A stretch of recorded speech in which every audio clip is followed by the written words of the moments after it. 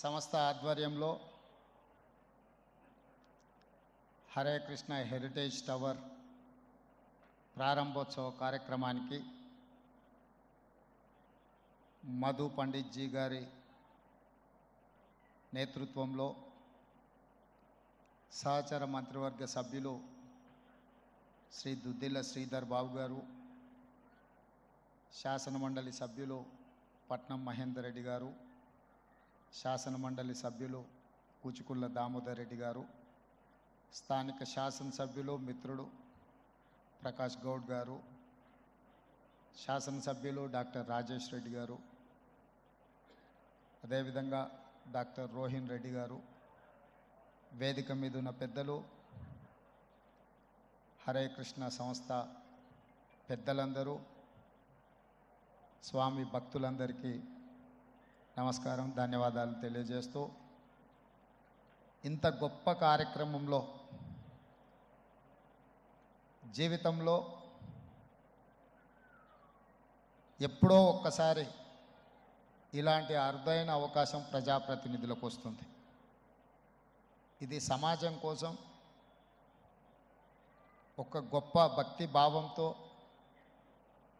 మన భవిష్యత్ తరాలకు ఉపయోగపడే విధంగా ఇంత గొప్ప మందిరాన్ని, ధ్యాన కేంద్రాన్ని నార్సింగ్ ప్రాంతంలో నిర్మించడం, ఈ ప్రారంభోత్సవ కార్యక్రమానికి నేను ముఖ్య అతిథులుగా రావడం ఈ జన్మ సుకృతం అని నేను భావిస్తున్నా.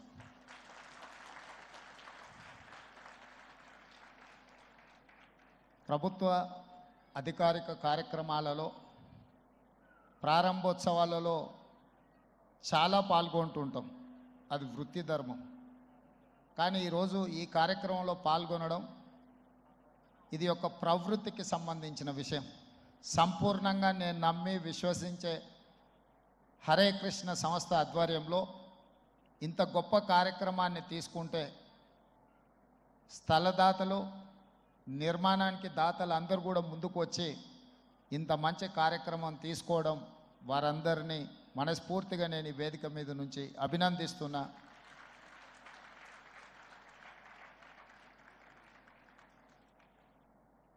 ఈ ప్రాంతం తెలంగాణ రాష్ట్రానికి ఆర్థిక క్షేత్రం. ఇక్కడ మెకానికల్ లైఫ్, కాంక్రీట్ జంగల్. ఈ మెకానికల్ లైఫ్, కాంక్రీట్ జంగల్లో ఒక మనశ్శాంతి వెతుక్కోవాలి, ఒక స్ఫూర్తిని పొందాలి. ఆ స్ఫూర్తి తమ భవిష్యత్తుకు ఉపయోగపడాలని ఆలోచన చేస్తే ఈ మందిరానికి వస్తే తప్పకుండా ఆ స్ఫూర్తి ప్రాంతంలో ఉండే లక్షలాది మందికి, రాష్ట్రంలో ఇతర రాష్ట్రాల నుంచి వచ్చే వాళ్లకు దక్కుతుంది అని చెప్పి నేను సంపూర్ణంగా విశ్వసిస్తున్నా. ఈరోజు ఈ కార్యక్రమం ఇది ఏ ఒక్క వ్యక్తి కోసమో, ఒక్క తరం కోసమో చేస్తున్న కార్యక్రమం కాదు. సమాజంలో ఉన్న చాలామందికి ఒక స్ఫూర్తినిచ్చే విధంగా 430 అడుగులలో ఈ దేశంలోనే అత్యధిక ఎత్తులో ఉండే అతి కొద్ది నిర్మాణాలలో ఈ మందిర కార్యక్రమం ఉండడం, అది తెలంగాణ రాష్ట్రంలో ఉండడం, ఇది తెలంగాణ రాష్ట్రానికే గర్వకారణం అని చెప్పి నేను ఈ సందర్భంగా తెలియజేయదలుచుకున్నాను. ఇంత గొప్ప కార్యక్రమం ప్రభుత్వం చేపట్టినా అంత సులువుగా అయ్యే పని కాదు. ఈరోజు ఈ కార్యక్రమం నేను ఆశిస్తున్న 36 నెలల నుంచి 42 నెలల్లో ఇది పూర్తయ్యి మళ్ళీ మనమే ప్రారంభించుకుంటాము అని నిర్వాహకులకు నా విజ్ఞప్తి. ప్రారంభోత్సవ కార్యక్రమానికి కూడా నేను తప్పకుండా వస్తాను అని చెప్పి నన్ను ఆహ్వానించాల్సిందిగా నిర్వాహకులందరికీ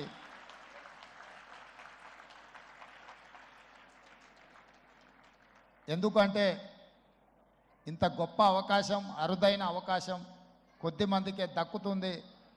ఈ అవకాశం చరిత్రలో నిలుస్తుంది. ఇలాంటి అరుదైన అవకాశాన్ని వదులుకోకుండా ముందుకు వెళ్ళాలనేది నా ఆలోచన. వాస్తవంగా 23 తారీఖు రోజు ఉండే కార్యక్రమం, అనుకోని పరిస్థితుల్లో నేను ఢిల్లీ వెళ్ళాల్సి వచ్చింది. అయినా 20వ తారీఖు రోజు మళ్ళీ నేనే ఈ కార్యక్రమానికి వచ్చే అదృష్టం కలిగింది అంటే ఇది నేను హాజరవ్వాలి అని ఆ దేవుడి సందేశం ఆదేశం అని నేను భావిస్తున్నా. అదేవిధంగా మిత్రులు శ్రీధర్ బాబు గారు ఒక అంశాన్ని ప్రస్తావించారు. హైదరాబాద్ నగరం చుట్టూతో ఉన్న ఈ లేక్ ప్రొటెక్షన్, ఈ చెరువుల యొక్క సంరక్షణ, ఈ చెరువులు మన జీవనాధారం, మన సంస్కృతి. హైదరాబాద్ నగరంలో ప్రధానంగా 1908లో వచ్చిన వరదలు, ముఖ్యంగా 115 సంవత్సరాల క్రితం ఈ నగరం మీద వరదలు ఉప్పెనై కమ్మేసి వేలాది మంది ప్రాణాలను బలిగొన్నది. ఆనాటి పాలకుడు నిజాం సర్కార్ చెల్లించిపోయి వేలాది మంది ప్రాణాలు కోల్పోవడానికి కారణమైన ఈ వరదల్ని నియంత్రించాలి అని అంటే ఏమి చేయాలి అని ప్రపంచంలో ఉండే గొప్ప వ్యక్తులందరినీ సంప్రదించి మోక్షగుండం విశ్వేశ్వరయ్య గారిని, ప్రపంచానికే ఒక ఆర్కిటెక్ట్ అయిన మోక్షగుండం విశ్వేశ్వరయ్య గారిని నియమించడం జరిగింది. వారు పూర్తిగా ఈ ప్రాంతాన్ని, ఈ క్షేత్రాన్ని, ఈ భూమి యొక్క నైసర్గిక స్వరూపాన్ని అర్థం చేసుకొని వికారాబాద్ అడవుల నుంచి వచ్చే వరదలని నగరం మీద పోటెత్తకుండా ఉండడానికి ఉస్మాన్ సాగర్, హిమాయత్ సాగర్ని నిర్మించి ఫిరంగి కాలువ ద్వారా, మూసీ నదుల ద్వారా, ఈసా నదుల ద్వారా వచ్చే నీటిని నియంత్రించి ఆ నీళ్లను నగరానికి తాగునీటిగా మార్చి ఈ ప్రాంతంలో గొలుసుకట్టు చెరువులను నిర్మించి హైదరాబాదు హెరిటేజ్ సిటీనే కాదు, Hyderabad is a lake city అని చెప్పి నిజాం సర్కార్ 100 సంవత్సరాల ముందే ఒక అద్భుతమైన కట్టడాలను నిర్మించి మనకు అందించాడు. వారి వారసత్వంగా వచ్చిన ఈ కట్టడాలు మొన్న జరిగిన ఎండాకాలంలో తాగునీటి సమస్య వచ్చే కృష్ణా, గోదావరి ఎండిపోతే హైదరాబాదు నగరానికి దాహార్తి తీసింది గండిపేట, అంటే ఉస్మాన్ సాగర్, హిమాయత్ సాగర్ నుంచి ఈ నగరానికి తాగునీటిని వాడుకున్నామన్న సంగతి రాష్ట్ర ముఖ్యమంత్రి నేను చెప్పదలుచుకున్నా. ఈ ప్రజలకు కోట్లాది మంది దాహార్తిని తీర్చే ఈ యొక్క చెరువులను శ్రీమంతులుగా, గొప్ప వ్యక్తులుగా ఉన్న వాళ్ళు వాటి పక్కనే ఫామ్ హౌజుల పేరు మీద నిర్మించుకొని వాళ్ళ డ్రైనేజ్ కాలువలు తీసుకెళ్ళి గండిపేటలో కలిపినారు. నేను ఇక్కడ వేదిక మీద ఉన్న పెద్దలతో పాటు ఇక్కడ వచ్చిన భక్తులను నేను ఒకటే మాట అడగదలుచుకున్నా. ఇవాళ వాళ్ళ విలాసవంతమైన జీవితం కోసం నిర్మించుకున్న ఫామ్ హౌజులలో నుంచి వచ్చే డ్రైనేజ్ గండిపేటలో హిమాయత్ సాగర్ తాగునీటిలో కలిపితే ఆ నీళ్లు హైదరాబాదు నగరానికి తాగడానికి సరఫరా చేస్తుంటే వాళ్ళు నిర్మించిన అక్రమ నిర్మాణాలను వదిలేస్తే ఇక నేను ప్రజాప్రతినిధిగా విఫలమైనట్ట కాదా మీరు ఒక్కసారి ఆలోచన చేయండి. అందుకే ఒత్తిడి వచ్చినా, మిత్రులకు ఫామ్ హౌజులు ఉన్నా ఏవీ వదలకుండా హైడ్రా అనే ఒక సంస్థను ఏర్పాటు చేసి తెలియకుంటేనే ప్రజాప్రతినిధులం కొన్ని మన దినచర్యల్లో భాగంగా కొన్ని తప్పిదాలు చేస్తుంటాం. తప్పుదలు తెలవకుంటేనే కొన్ని తప్పులు జరిగిపోతుంటాయి. మరి ఆ ఖాతాను సవరించుకోవడానికి, ఆ బ్యాలెన్స్ షీట్ను సవరించుకోవడానికి తెలిసి కొన్ని మంచి పనులు చేయాలని నేను ప్రగాఢంగా విశ్వసిస్తున్నా, నమ్ముతున్నా. ఆ తెలిసి చెయ్యాలనుకుంటున్న మంచి పనుల్లో భాగము ఈ చెరువులను చెరబట్టిన వాళ్ళ నుంచి విముక్తి కలిగించాలన్న ఏకైక లక్ష్యంతోనే ఈరోజు చెరువులను ఆక్రమించుకున్న వాళ్ళను ఎవరిని వదలకుండా ఉక్కు పాదంతో అణిచివేయాలన్న ఆలోచన, అందులో నిర్మాణాలను ఏ ఒత్తిడి వచ్చినా వెనక్కి తక్కకుండా తొలగించాలన్న ఆలోచనతోనే ఈరోజు ఈ చెరువులలో ఉన్న అక్రమ కట్టడాలను కూలగొడుతున్నాము. దీనికి స్ఫూర్తి భగవద్గీత అనే కురుక్షేత్ర యుద్ధ సందర్భంలో అర్జునుడు ఆయుధాలను కింద పడేసి రాజ్యం కోసం భీష్మ పితామహుడు, అదేవిధంగా కర్ణుడు, దుర్యోధనుడు, దుశ్శాసనుడు నా సహోదరులందరూ ఆ పక్కన నించుంటే ఈ రాజ్యం కోసం వాళ్ళందరినీ సంహరించడం, వాళ్ళని సంహరించి రాజ్యాన్ని సాధించుకోవడం ద్వారా ఏమి ఉంటుంది, ఏం మనశ్శాంతి వస్తుంది అని చెప్పి అర్జునుడు యుద్ధతంత్రం నుంచి తప్పుకుంటా అన్నప్పుడు శ్రీకృష్ణ భగవానుడు బోధించిందే భగవద్గీత. చంపేదెవరు, చంపించేదెవరు? లోక కళ్యాణం కోసం నీ బాధ్యతను నెరవేర్చాల్సిందే. ధర్మం బ్రతకాలి, అధర్మం ఓడాలి అంటే నువ్వు యుద్ధం చెయ్యాల్సిందే అనే యుద్ధ నీతిని ఆ రోజు అర్జునుడికి బోధించింది శ్రీకృష్ణ భగవానుడు. ఇవాళ ఆ శ్రీకృష్ణ భగవానుడి బోధనానుసారమే ఈరోజు ఈ చెరువులను కాపాడే కార్యక్రమాన్ని నేను తీసుకుంటున్నా. నాకు తెలుసు ఈ చెరువులలో నిర్మాణమైన విలాసవంతమైన ఫామ్ హౌజులు ప్రభుత్వాన్ని ప్రభావితం చేయగలిగిన స్థానాలలో ఉన్న చాలామంది వ్యక్తులు ఉన్నారు. ప్రత్యక్షంగా ప్రభుత్వంలో భాగస్వాములు అయి ఉండొచ్చు, లేకపోతే సమాజం మీద బాగా ప్రభావితం చేయగలిగిన వ్యక్తులు ఉండొచ్చు. కానీ వాటన్నిటినీ నేను పట్టించుకోదలుచుకోలే. ఇది భవిష్యత్ తరాలకు, ఇది రాజకీయాలకు సంబంధం లేదు. నేను స్పష్టంగా చెప్పదలుచుకున్నా. రాజకీయాల కోసమో లేకపోతే రాజకీయ నాయకులను కొంతమందిని దృష్టిలో పెట్టుకొని చేపడుతున్న కార్యక్రమం కాదు ఇది.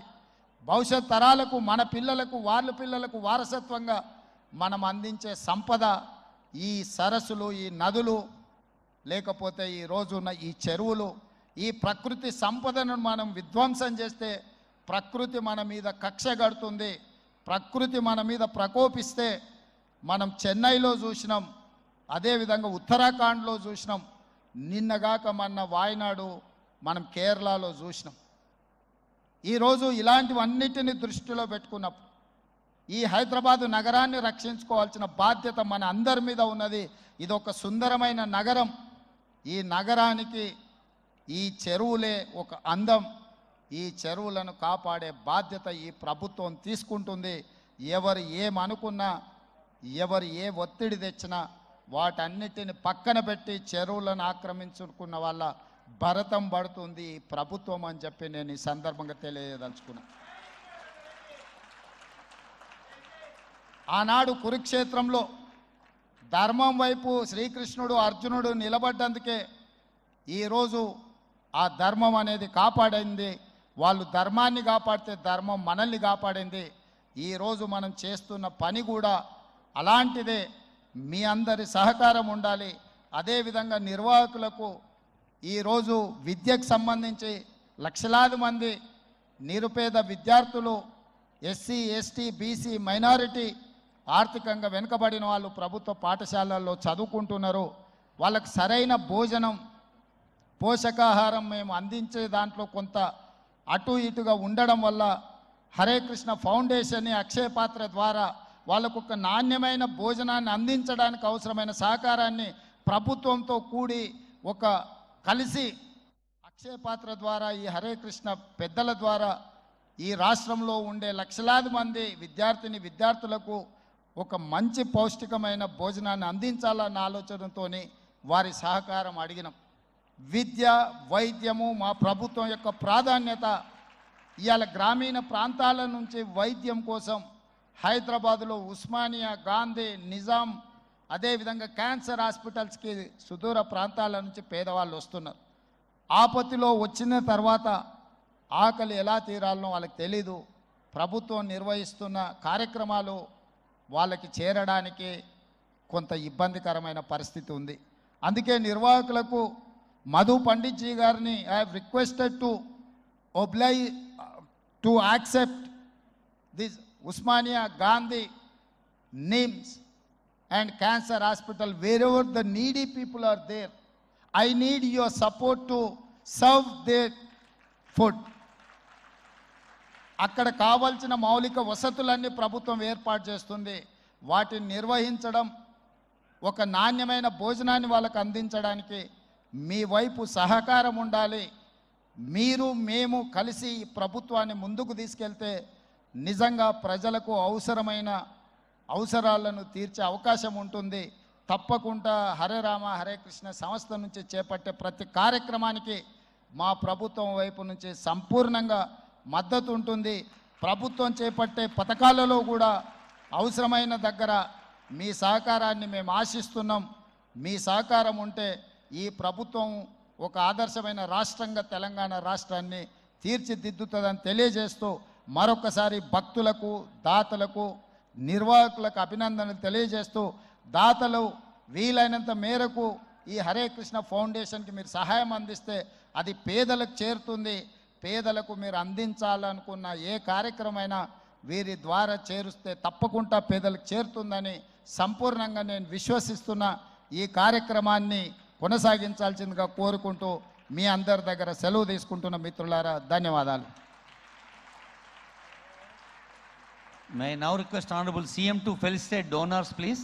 దాతల్ని గౌరవం లేని ముఖ్యమంత్రి గారు సత్కరిస్తారు. ముఖ్యమంత్రి